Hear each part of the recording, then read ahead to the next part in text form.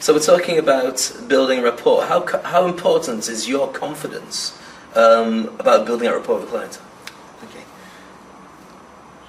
If I believe, for instance, if I was a pen salesperson, okay, before I go and see you, who may be potentially interested in buying my pens, I like to think that I'm some kind of an expert. Okay? So if you ask me questions, I can either answer it then, and if I don't know, I say I'll find out and I'll come back to you. If I have very limited knowledge, that lack of confidence will come across in our meeting. So try not to be jack of all trades. Okay? Be a master of one. So know your knowledge, don't preach, okay? And ask lots of questions. When they ask you about your industry, answer with confidence, but be truthful. If you're truthful and you answer with confidence and you don't know the answer, that confidence will come across. But say to people, I don't know, I'll find out and I'll come back to you. Excellent. Does that answer your question? Yeah, that's good. Good, thank you.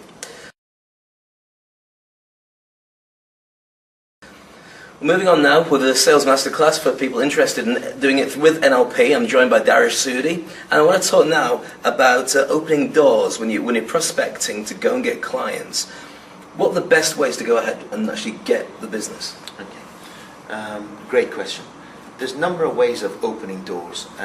One is through networking, one is through telephone sales, one is through mass email or mail shots, and the other one is field sales. It's incredible when I see my clients how often they hire somebody, train them for a few hours and let them loose in the marketplace. Okay? And I make them realize that every prospect that could potentially be lost is costing them dollars or pounds or dirhams. So the first thing I'll say to you is that practice makes permanent. So whatever we talk about now in regards to opening doors, do not let anybody loose on the marketplace unless you practiced it enough that becomes a new habit. That's the first rule.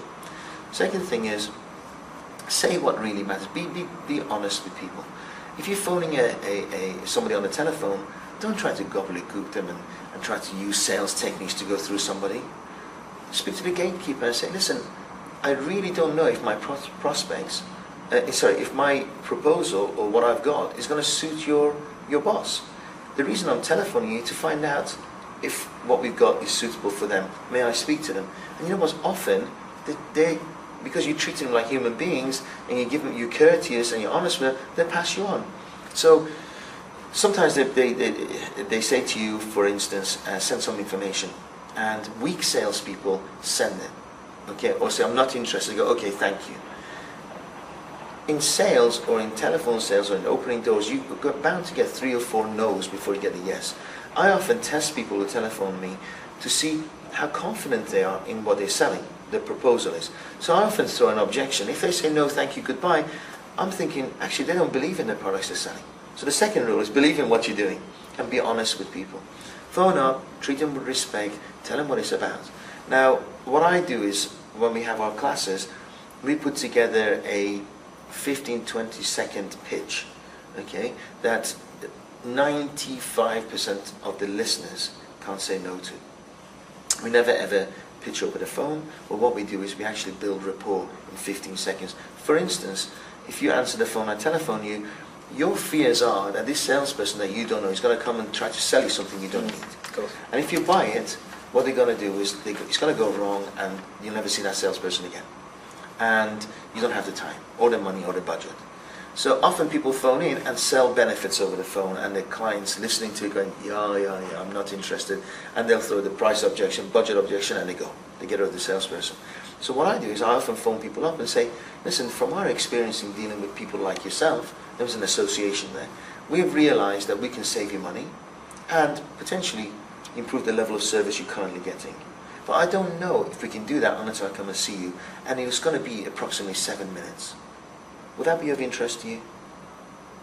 And that will be my opening door technique over the telephone. On the field sales, it would be very, very similar. I will, for instance, have some media companies on my clients, and they take media packs with them. Okay, and then they see somebody and say, do you have a media pack? They go, here you are, and they leave. Okay, there's no opening doors there, because where's the people buying people process there? They buy in a brochure, they look at it, they compare your prices against your competitors, and if you're a little bit more expensive than they are, they're going to go somewhere else. Okay, so what I say is actually take away those little gadgets, tools or anchors that people give out just so you can run out the room. So what I say to you, somebody says, tell me about you, be very, very honest with them. Okay, say, this is what we do very briefly, don't go into too much detail, find out what they may be interested in, if they had their past experiences, and then relate what you got on a face-to-face basis to what their needs could be. Okay, that's field sales. On networking, I always work on an elevator pitch that opens doors for people, that they remember you.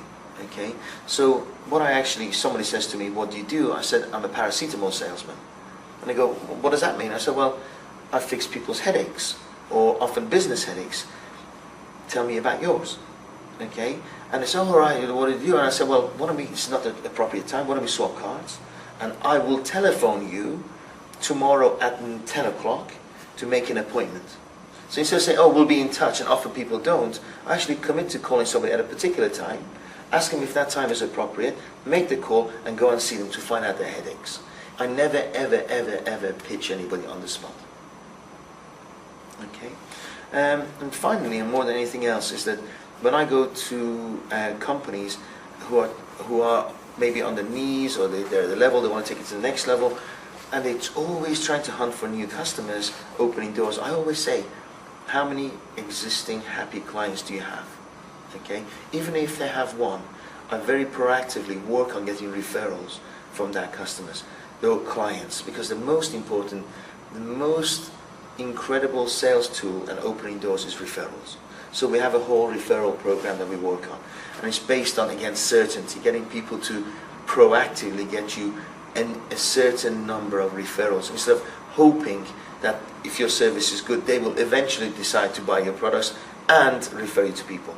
I say, no, let's go through a systemized way of getting referrals and business for you. It's a lot more powerful if I telephone you and say, hi David, I'm telephoning you in regards to Jack, I've done some business with Jack, and he asked me to give you a call, were you expecting my call? And he'll say, yes, Jack telephoned me, I'm waiting for you to call me. Great, Jack feels that we can actually do a lot of good business together, when is a good time for me to come and see you? It's a lot easier, and you're very much on the same level when I call you, rather than me be down here trying to sell you up there